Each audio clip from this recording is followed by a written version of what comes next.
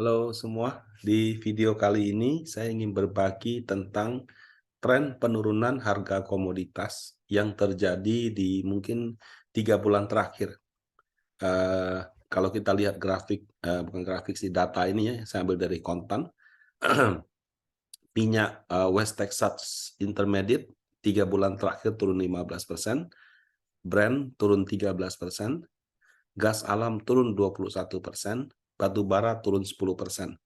Memang sih year to date masih naik ya, tapi 3 bulan ini menunjukkan tren yang berlawanan arah.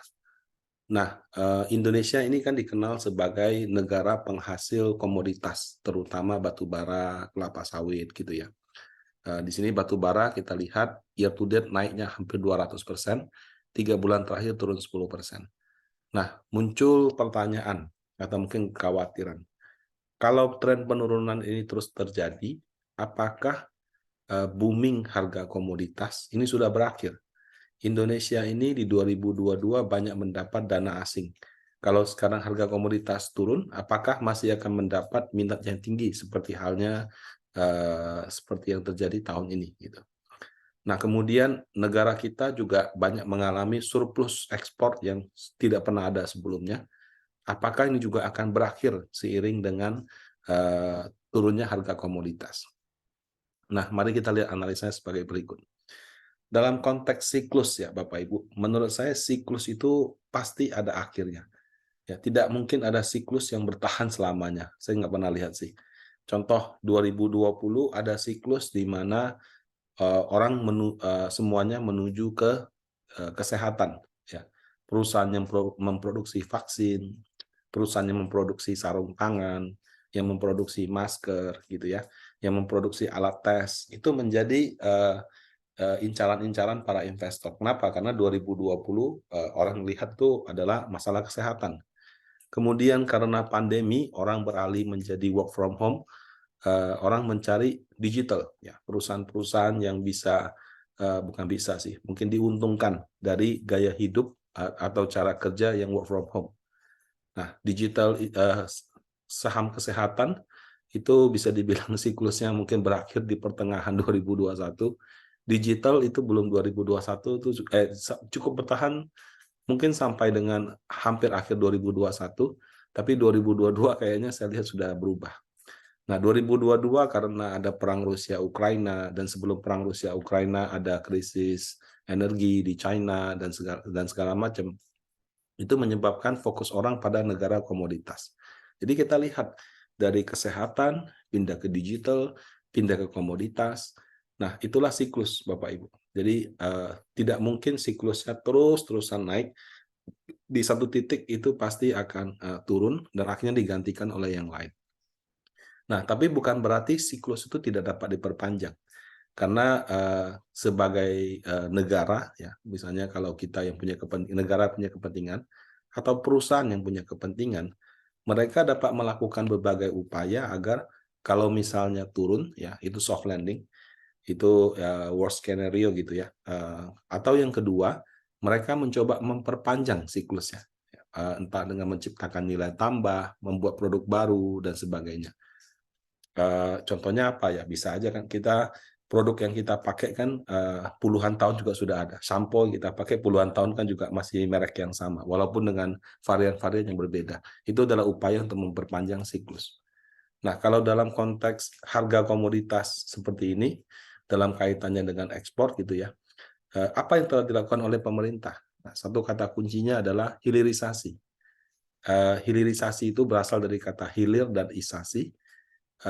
Kalau sungai itu ya anggap saja ada hulu di ujung yang menghasilkannya dan hilir di ujung yang keluarnya gitu ya. Nah, kan air mengalir dari hulu ke hilir. Jadi dari awal ke akhir. Selama ini Indonesia itu sebelum Pak Jokowi dininabobokan dengan uh, ekspor barang mentah. Jadi digali ya ada apa, ya udah langsung ekspor mentahnya aja. Di luar negeri baru orang olah jadi bagus, jual balik ke kita dengan harga lebih mahal. Nah, hilirisasi itu mengacu kepada kalau dulu kita ekspornya mentah, kemudian ternyata di luar negeri diolah jadi apa, dijual dengan kita mohon maaf dengan harga yang lebih tinggi. Nah, kita juga pengennya, oke, kalaupun saya tidak bisa membuat barang yang persis sama, barang yang setengah jadi bagaimana? Itulah yang dimaksud dengan hilirisasi. Jadi, dari jual bahan baku menjadi barang setengah jadi atau barang jadi. Nah, sejak menjadi presiden di 2014, Pak Jokowi itu sudah melakukan berbagai upaya untuk hilirisasi. Yang pertama dia coba itu nikel. Ya. Caranya adalah dia menyetop ekspor nikel dan dalam kurung memaksa ya, agar segera dibangun industri pengolahan smelter dalam negeri. Karena terus terang Bapak Ibu, membangun smelter ini bukan perkara mudah gitu ya. Resistensinya banyak, perlawanannya juga amat banyak. Kenapa? Jadi bayangkan ya, kita dulu ekspor barang mentah, ya mungkin tanah campur apa, kita ekspor ke luar negeri. Pada saat kita ekspor ke luar negeri, dari mana kita tahu itu cuma nikel? Jangan-jangan di dalamnya ada emas, jangan-jangan di dalamnya ada bauksit, ada tembaga, ada apa. Ya, tapi kita jualnya cuma sebagai nikel. Di luar negeri, orang olah, kemudian orang, oh ternyata ada kandungan A, kandungan B, kandungan C. Nah, ternyata selama ini mungkin kita tidak berhasil diuntungkan dari situ. Nah, pada saat mau melakukan itu juga tidak mudah. Kenapa? Karena misalkan broker-broker yang sudah terbiasa dapat komisi ketika dia menjual barang mentah ke luar negeri, kemudian waktu dia import dari luar negeri dia juga dapat komisi, apakah mereka senang? Tentu tidak, mereka akan kehilangan pekerjaannya. Belum lagi mitra yang ada di luar negeri, yang selama ini mereka dapat bahan mentah dengan harga murah, mereka jadi nilai tambahnya banyak. Sekarang tiba-tiba Indonesia bisa olah, pabriknya disuruh pindah ke sana. Nah, tentu mereka juga nggak mau. Kemudian tantangan juga tidak hanya dari sisi mitra dari luar. Membangun pabrik smelter itu juga bukan perkara mudah. Ada uang aja belum tentu bisa, ya. Nah, kemudian pada saat bisa pun belum tentu ada orangnya. Jadi resistance terhadap kebijakan itu tentu sangat besar. Banyak sekali kepentingan-kepentingan yang terganggu. Nah, akibatnya larangan ekspor itu sempat dicabut beberapa kali. Jadi dilarang. Wah, orang protes. Wah, dia punya penghasilan hilang, karyawannya kena PHK, segala macam. Tapi suruh bangun smelter nggak mau, gitu kan. Nah, jadi itu akhirnya oke dicabut dulu, jalan lagi gitu. 1 tahun terus baru berlakukan lagi. Kemudian mitra yang di luar itu juga tidak tinggal diam, mereka menggugat ya dalam konteks hubungan dagang antar negara itu, mereka menggugatnya di pengadilan WTO, World Trade Organization. Nah, jadi Indonesia juga sudah digugat dan menyatakan kalah ya, dan dalam proses banding gitu.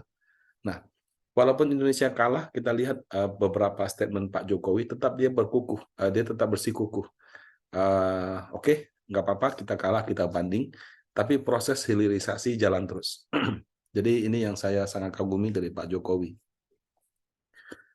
Kenapa demikian? Ya, karena sudah terbukti Bapak Ibu, Indonesia itu ekspor banyak sekali bahan mentah. Ada tembaga, ada bauksit, ada nikel, ada emas dan lain-lain. Nah, dari nikel saja itu ternyata mampu meningkatkan ekonomi Indonesia secara signifikan. Contohnya kita lihat ini grafik yang saya ambil dari Kompas.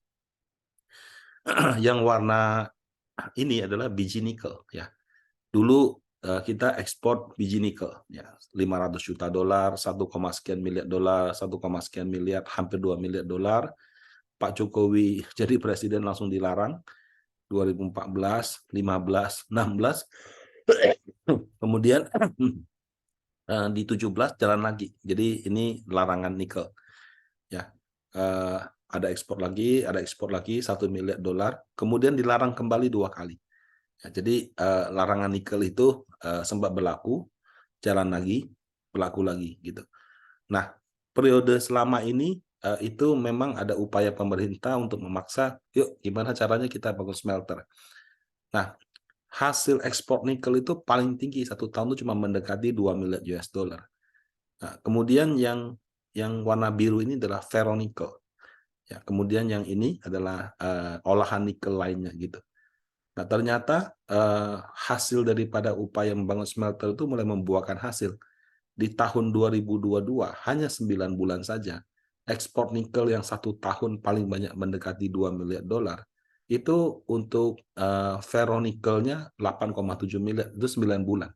Kemudian turunan nikelnya 3,5 miliar dolar. Jadi kalau saya jumlahkan 3,5 tambah 8,7 ini 14. 9 bulan loh. Kalau kita proporsionalkan berarti kan sekitar 14 dibagi 9 dikali 12 ya. Ya kira-kira aja lah ya. Kira-kira mungkin sekitar hampir 20 miliar dolar ya. Nah, jadi dulu itu cuma 1, atau 2 miliar dolar paling banyak. Sekarang dengan hilirisasi turunannya itu kita berhasil meningkatkan ekspor sampai mendekati 20 miliar dolar. Nah, ini kan 1:10. Ya, bahkan tertingginya itu saja sudah kalah sama satu turunannya aja. Itulah yang menjadi alasan kenapa Pak Jokowi ya masih bersikukuh dan kenapa? Karena hasil ekspor seperti ini sangat menambah cadangan devisa. Ya, ini kenaikan ini bukan hanya sekedar kenaikan harga komoditas, tapi juga kenaikan karena nilai jual dari barang setengah jadi ataupun barang jadi itu jauh lebih tinggi dibandingkan kita cuma mengekspor mentahnya aja. Nah, kemudian kalau kita bandingkan dengan data yang lebih luas, ya.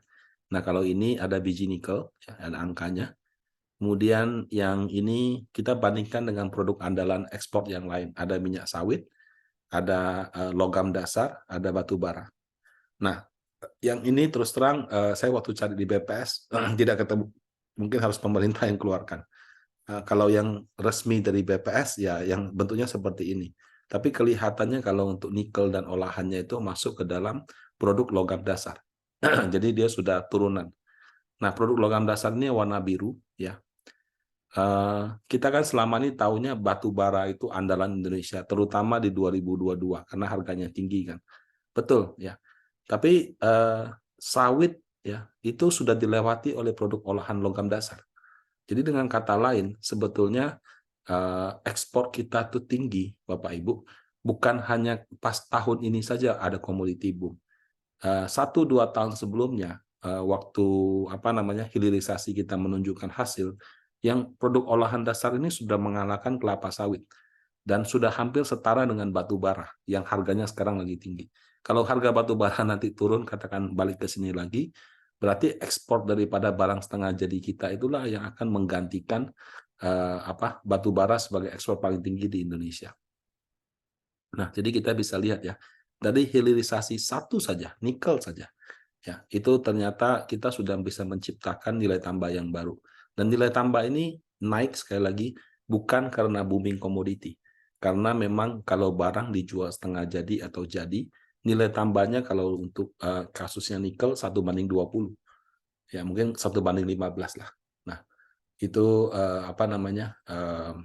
itu sedikit gambaran tentang keberhasilan dalam hilirisasi.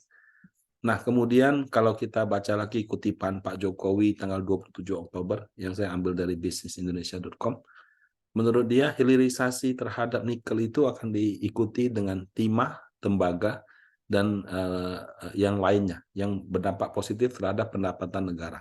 Tapi Pak Jokowi juga mengakui tidak semua tidak semua logam itu bisa dihilirisasi. Ya, belum tentu nilai tambahnya sebesar nikel, ya, dan juga belum tentu juga kita ada barangnya gitu. Nah, jadi yang jelas Pak Jokowi akan melanjutkan pembangunan smelter sama yang lain gitu. Nah, karena ya bangun smelter itu juga butuh know-how yang sangat tinggi. Nah, jadi kalau orang bertanya apakah commodities boom akan berakhir dalam konteks harga, ya pada belum tentu terjadi tahun depan, tapi yang namanya harga setelah naik tinggi akan ada periode turunnya dan stabil pada suatu level. Nah, pada saat dia mulai stabil dan biasanya pada harga yang relatif rendah, bisa dikatakan bahwa booming yang terjadi karena waktu dia tinggi mungkin sudah lewat gitu. Tapi bukan berarti itu berakhir untuk Indonesia. Kenapa? Karena kalau misalkan pemerintah dan perusahaan di Indonesia mampu melakukan hilirisasi pada berbagai bahan tambang lainnya, itu bisa jadi game changer. Kenapa? Karena nikel saja sudah mampu menggantikan kelapa sawit. Kalau misalnya yang logam bisa dilakukan, kelapa sawit juga bisa dilakukan, bisa saja nilai ekspor kita itu bisa meningkat pesat dan itu tidak lagi tergantung pada harga.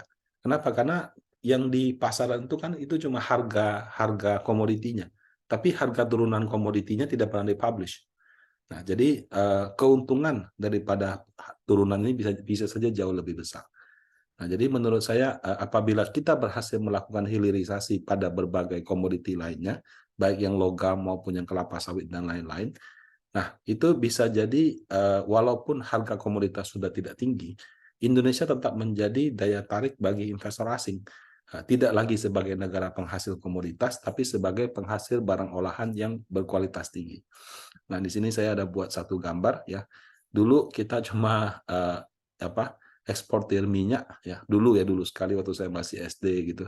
Sekarang produksi minyak kita sudah tidak mencukupi yang kita konsumsi sehingga kita jadi net importir. Nah, kemudian kita mulai ekspor non migas, kita mulai ekspor sawit, ekspor batu bara.